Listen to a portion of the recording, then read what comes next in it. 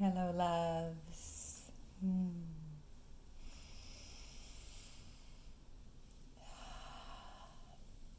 We're approaching the Venus star point,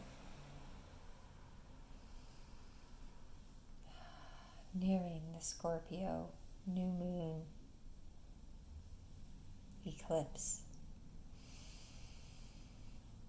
And this is your reading. If in this moment you were drawn to this beautiful piece of red coral,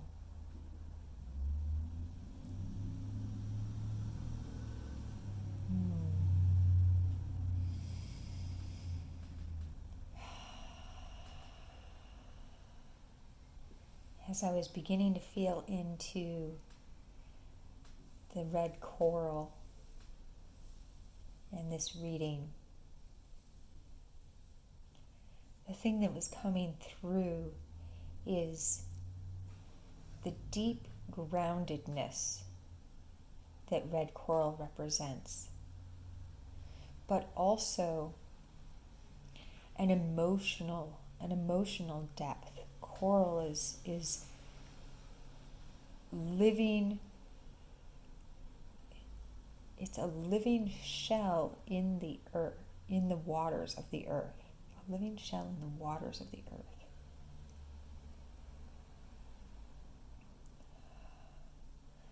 It has a resonance with that red color of almost being the physical embodiment of the alchemical marriage between fire and water. I was also brought to mind how often red coral is combined with turquoise. There's a street cleaner going by. I'm going to let it pass.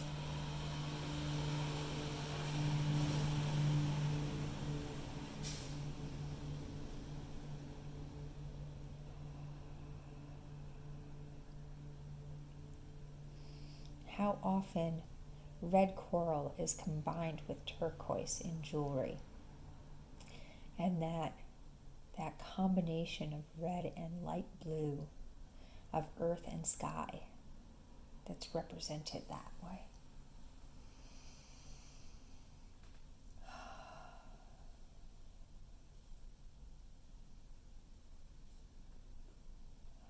For this lunar cycle, I was called to Isis Oracle,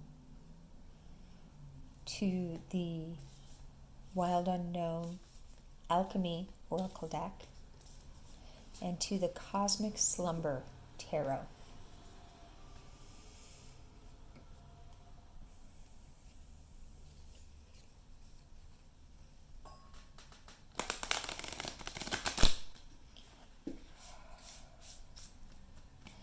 During the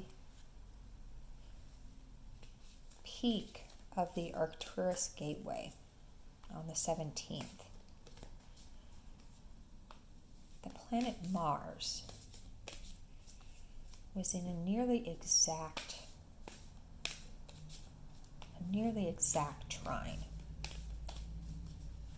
to Arcturus.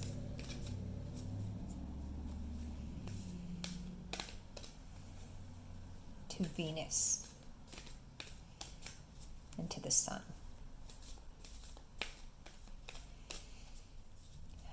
Today, which is the 19th of October, as I was watching the sunrise, I realized that the Sun is no longer exactly conjunct to Arcturus today, but Venus is. Venus has not quite hit exactitude in conjunction with the Sun, which means that Venus and Mars are also making a beautiful trine aspect to one another. I found myself thinking about this with regard to the Venus star point And I started feeling that connection between Mars and Venus, the planets on either side of the Earth.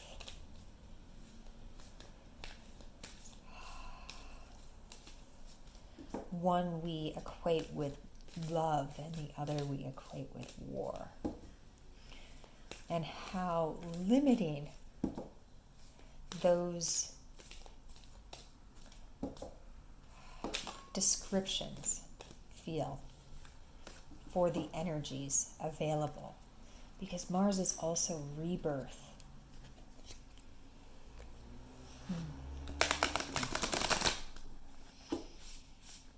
And passion. Mars is passion.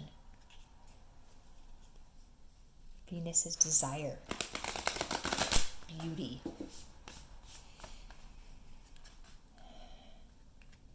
There was this sense that in some ways the Earth is the alchemical marriage between Venus and Mars. That perhaps Mars is Osiris and Venus is Isis. And we are Horus. We are the unification.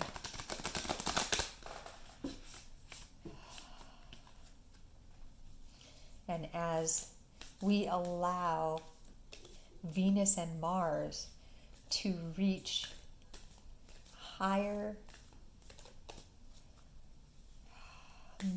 more clean, clearer, truer, more multi-dimensional, interdimensional expressions of their nature, we too are able to expand our own expressions of their nature.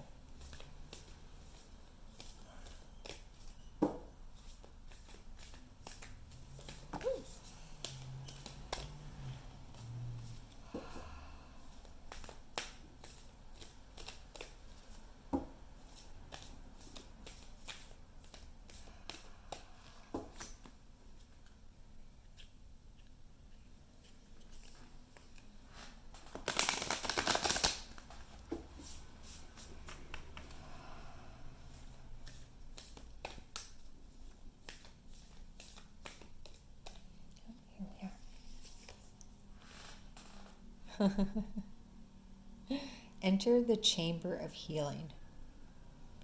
Healing in the divine chamber of the Lady Isis. I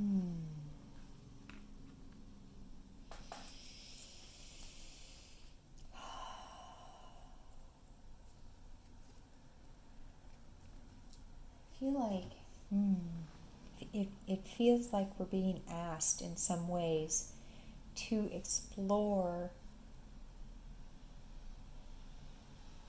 what's behind the veil, but also to explore what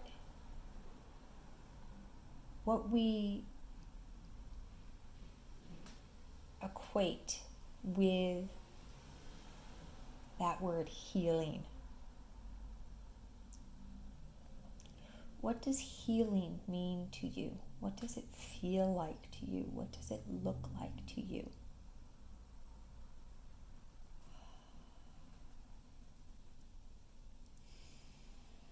Does it mean a cessation of pain?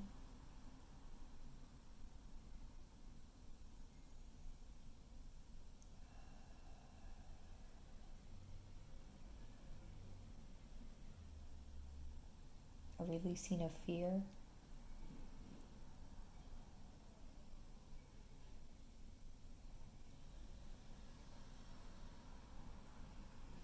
A deeper connection with self?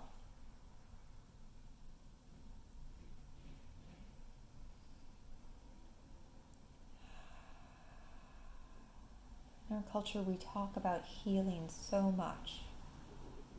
I healed that, I need to heal this.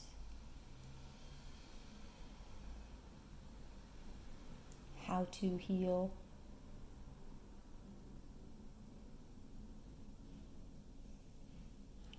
There's something really glorious about this card, that the chamber of healing appears to be completely dark. Completely dark. It's like going into the void space. It brings in this sense of introspection. This is not something exterior from self allowing you to heal. Instead, it is going deep within self to discover that you are already there.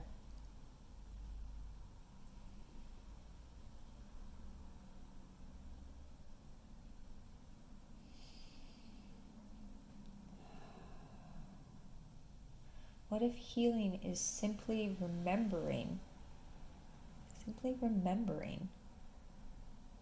that you're not broken, that you're not separate, you're not other than, and nothing else is other than you.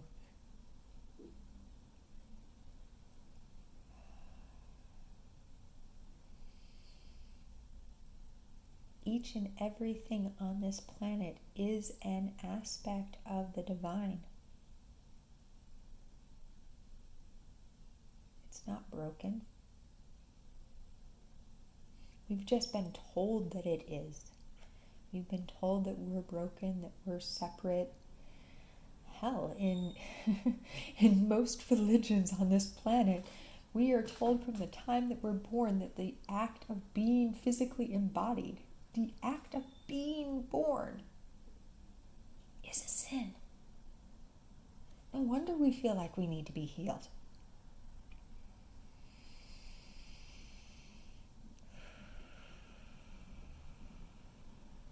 What if we could let that go?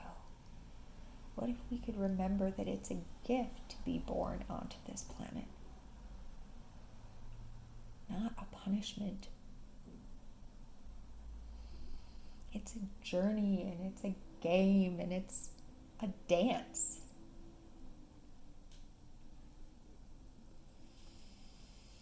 And how you play is up to you. How you play is up to you. And that's part of what going into the black ray, into this void space, into deep meditative introspection is about. Is finding those places where you can remember who you are. Finding those little pinpricks of light beaming through the darkness.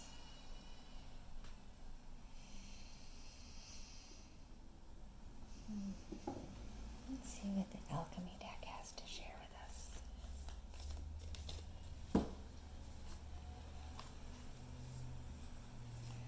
When I was on my walk this morning, when I began my walk, the stars were still out, the moon moving into its crescent phase. Not quite there yet, but almost. And as I was playing with Twin Peaks and these coyotes started howling on top of the mountain, and I was playing with Sirius and Orion and the Pleiades, the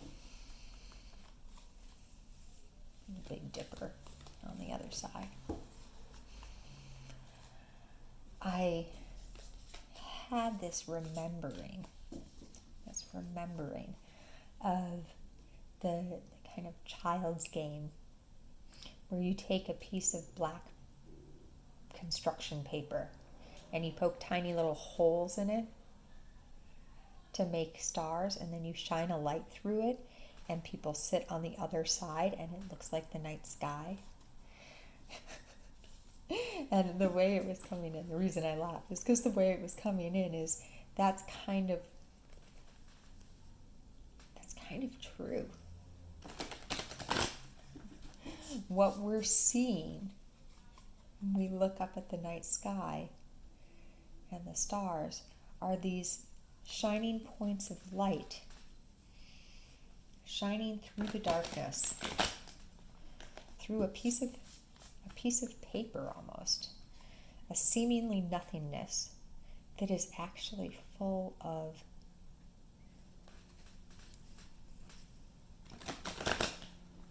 light also.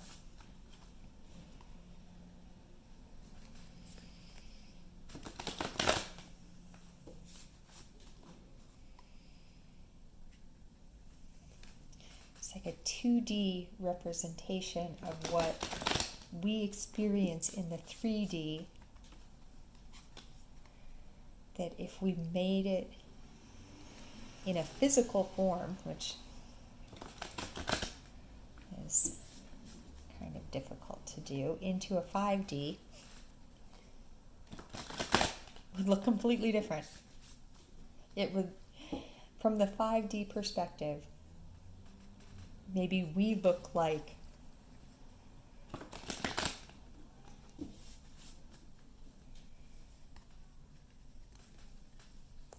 that construction paper.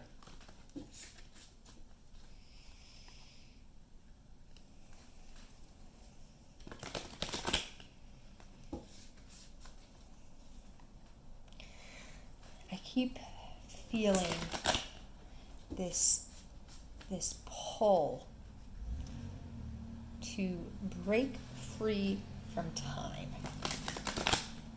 I don't know why that's coming in right now. Maybe Saturn's coming in.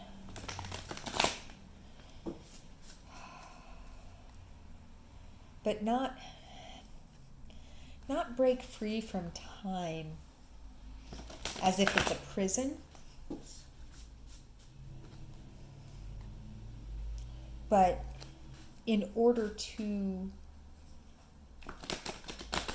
be able to view it in its truest form. In its truest form. From the 3D perspective, time can feel limiting. It feels like a boundary. But if you were in the 5D, looking at time in the 4D,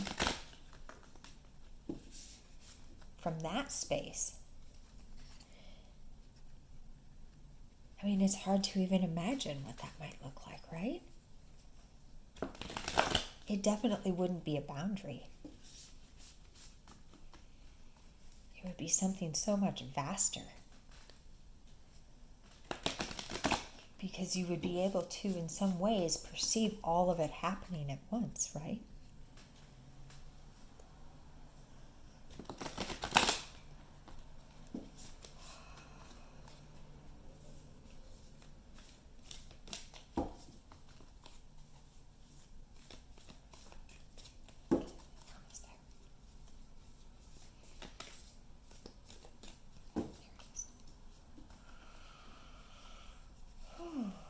The sun.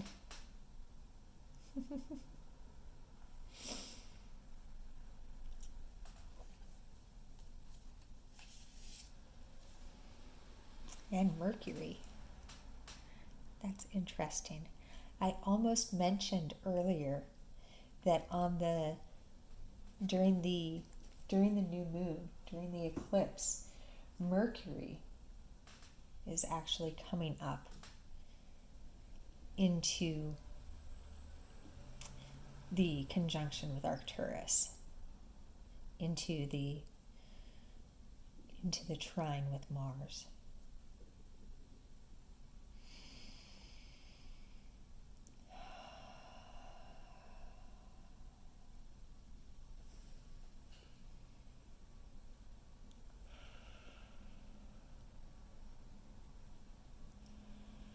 there's something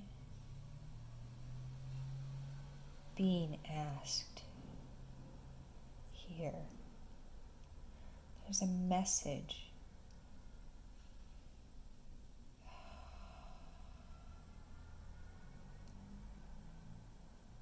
Let's feel for a minute here. Let's get really still.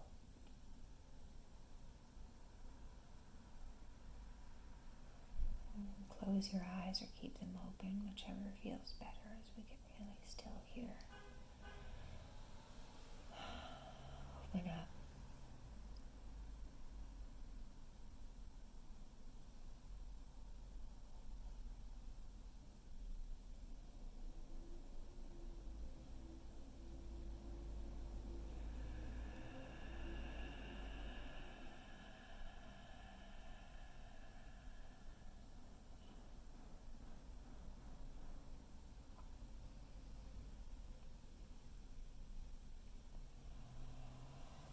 We've been talking a lot. The energy updates that have come through in the live that we had on the Arcturus Gateway on the 17th.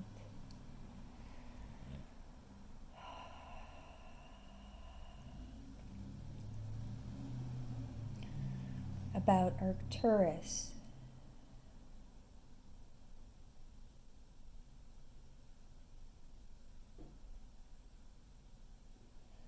And the Arcturian connection with Saturn.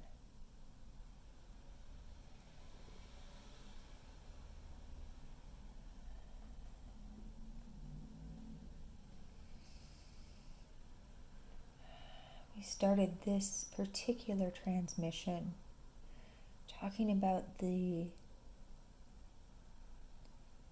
interconnection between Venus and Mars.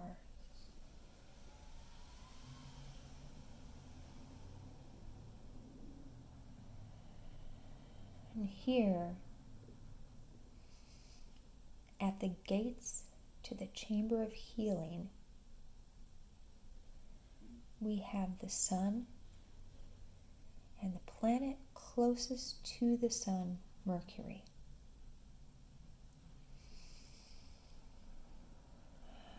Mercury in alchemy is also a substance. It's a divine substance, right? We have this messenger of the gods,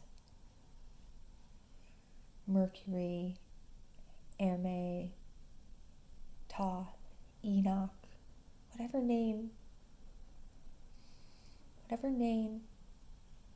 is most resonant for you.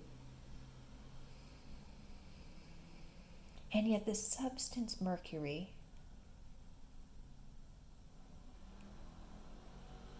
in high doses is also poison.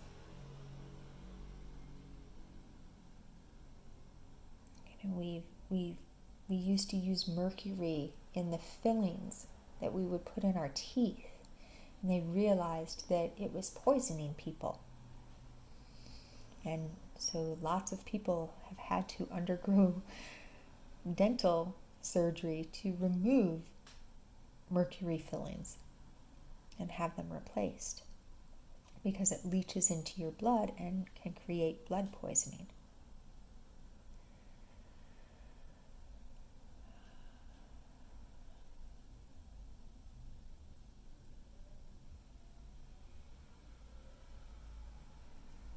There's this weird question being asked. Why would we name this substance the same name that we have for the messenger between the heavens and the earth, between the underworld and the earth?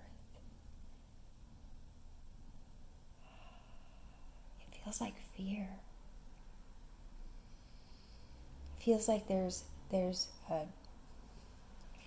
from an energetic perspective,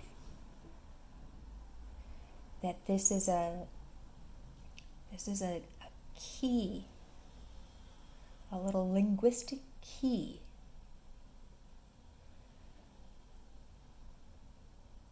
showing us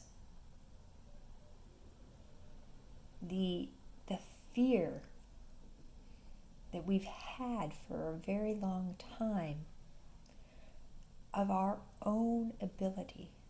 This is our self. The outward expression of ourself is the sun, right? Of our own ability to communicate with the heavens and with the earth. Our own ability to create a connection to our actual physical being, to our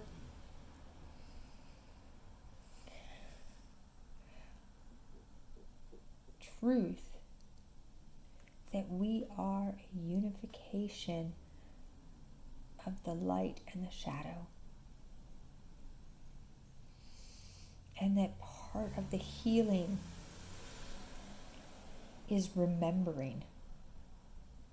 Not only can we facilitate communication with the gods, not only is it not poisonous for us to do this, it is the truest expression of ourself. To be this bridge. To be this bridge.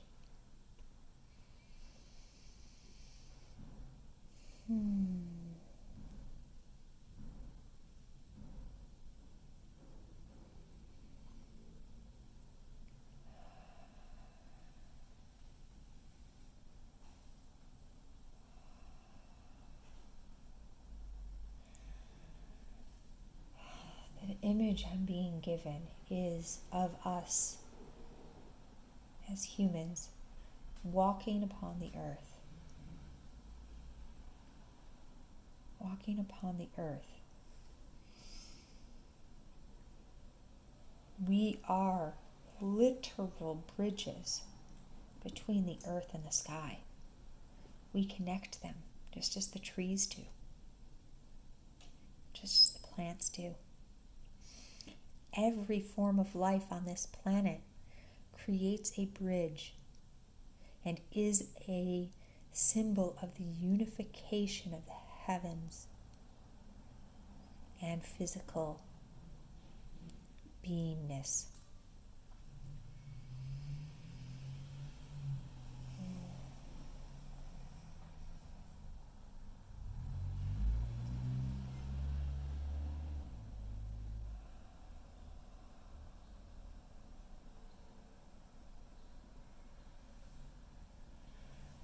Feeling we have 4 tarot cards coming in now.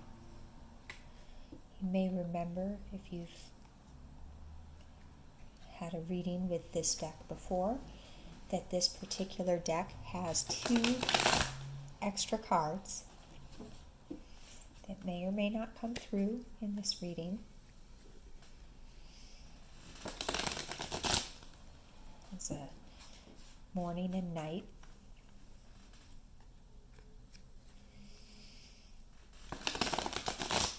Just like Venus has her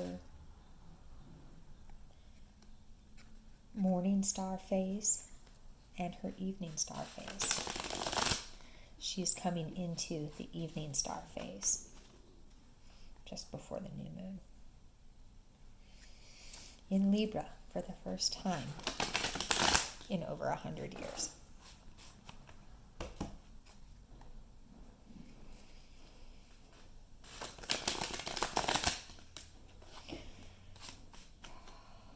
If you have anything at 29 degrees of Libra in your chart, it's going to be being lit up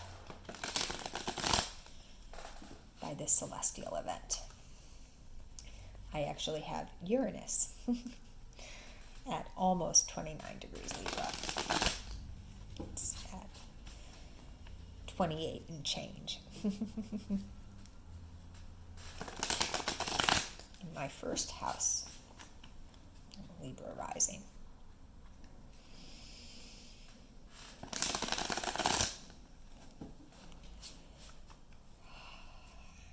Can we feel like, can we feel this? I am, first house, connecting Libra,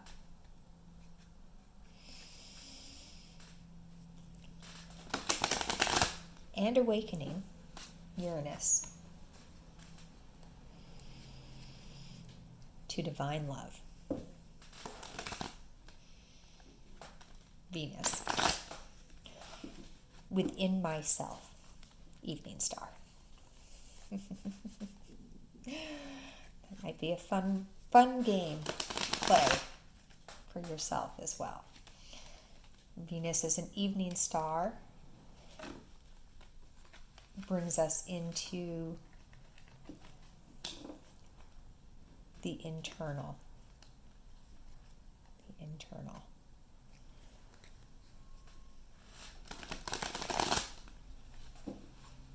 As a morning star, it's an outward expression, rising up.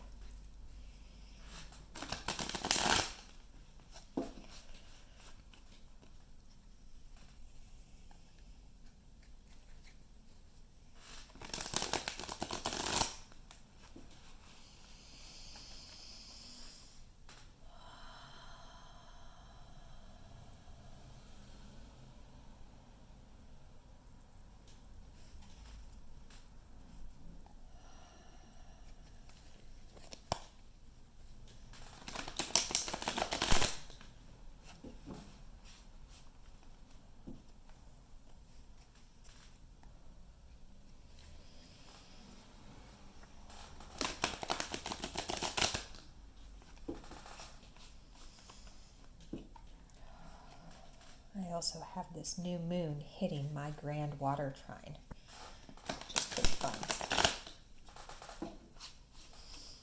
And that grand water trine is my sun in Cancer, my moon in Pisces, and the beautiful creator beings Kwawa in Scorpio.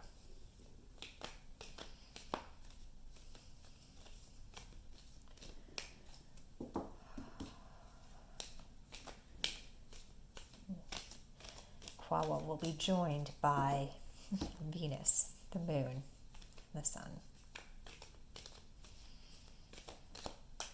So I have my sun being trined by this eclipse.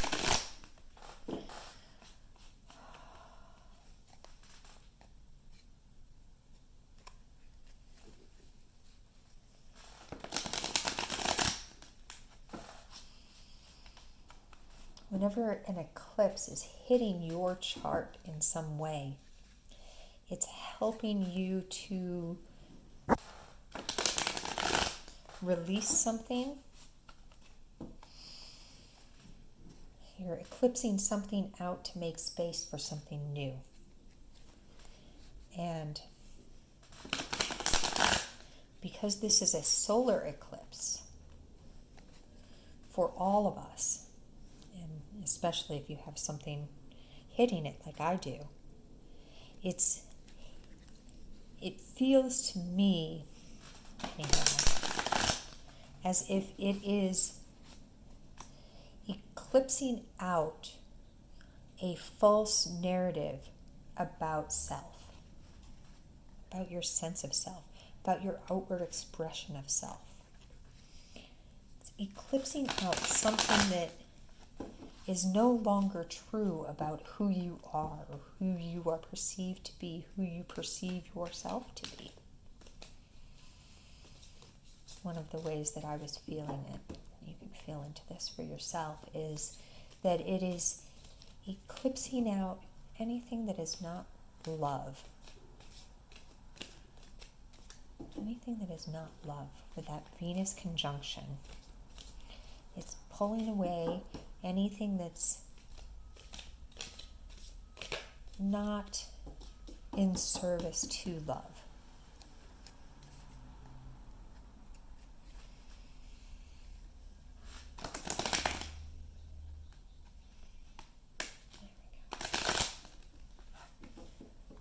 I think we're almost there.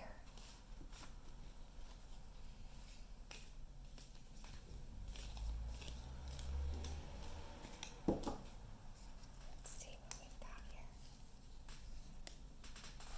Ooh, the Emperor. There's something pretty sick about sick in that amazing sick, not sick in like gross. But the Emperor and the Sun being right next to one another. The Ten of Swords. What's this about? Releasing anything that is not true sense of self, anything that is not love. My. The Queen of Swords.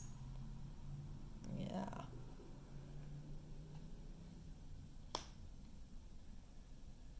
Take a closer look at that card in a moment. And the Six of Pentacles.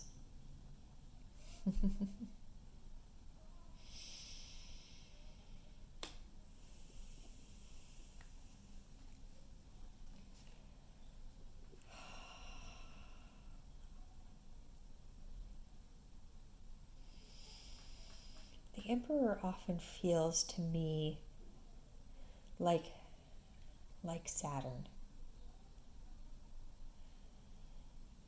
holding that foundational space. It's very grounded, and it's interesting also that here you can see that the feet are actually like part of the earth here. There's this aspect of this shielding of this baby lamb. Shielding, protecting, but also hiding. Sometimes we can get overprotective of our identity, is the way it's coming in, of our identity. And we forget that it's ever changing, like the leaves on a tree, the clouds in the sky. And that we are allowed to let that part of self that is no longer true die, so that we may expand out into a truer identification of self.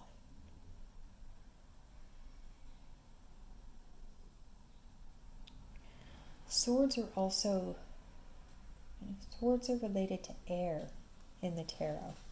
So here we can feel that this is about your mental body. This is about releasing ideas. And here we have Mercury, right? It's about releasing ideas about who you are, so that you can begin to embrace the truth of who you are. The truth of who you are. And it can get a little bloody. It can get a little messy sometimes to slay those demons. And I don't mean demons in some biblical sense that, horned beast. I mean demons as in those voices that tell you you're not good enough, you're not whole, that you need to heal, that you need to do this, that you need to do that. You should be doing this, you should be doing that. What if you could let them go?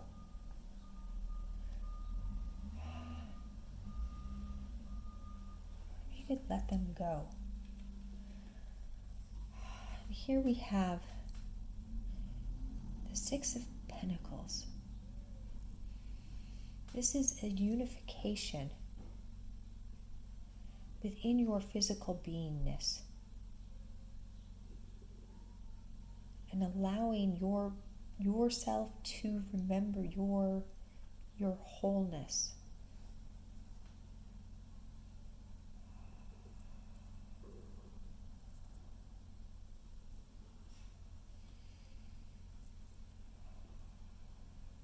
You're complete. 10 is a completion also. 10 is about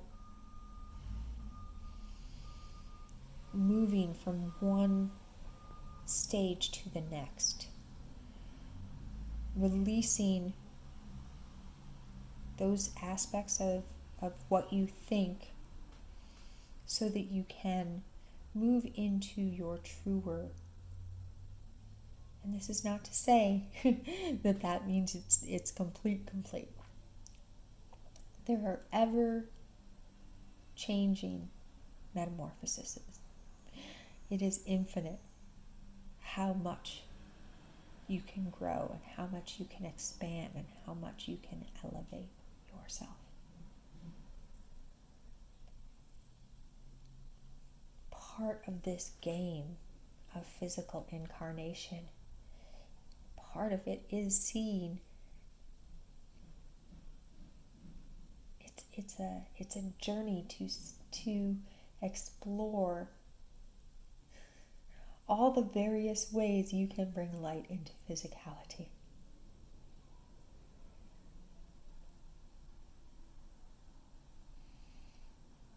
How much light can be held within the physical plane?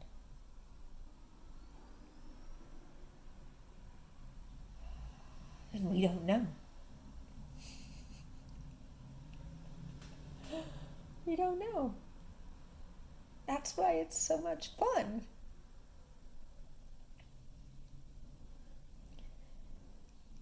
It's all a journey. It's all an exploration.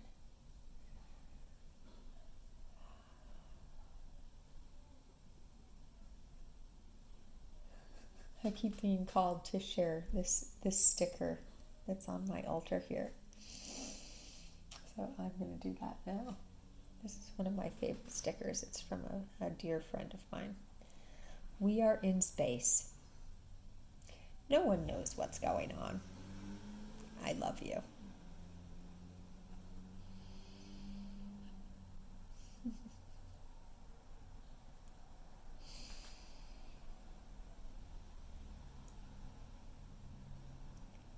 We are all doing this together. We are all grasping at little dots of light in the black sky. Explorers, wanderers, revelers. And each and every one of us is on this journey of remembering that this game is about bringing light into physicality and just seeing, experiencing all the different ways we can do that.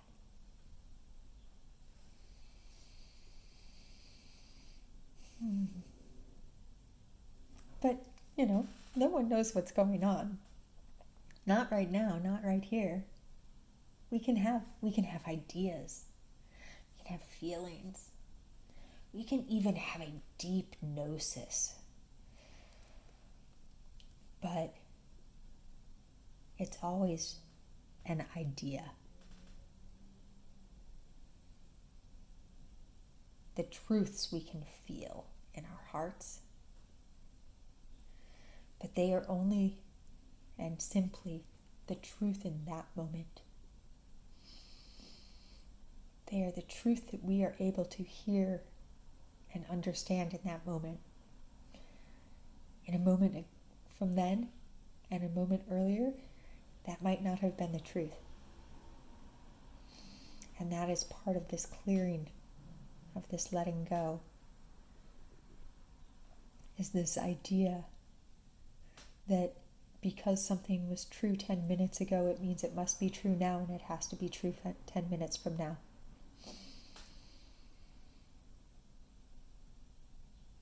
It is ever changing. It is ever changing. We are all in a constant state of change.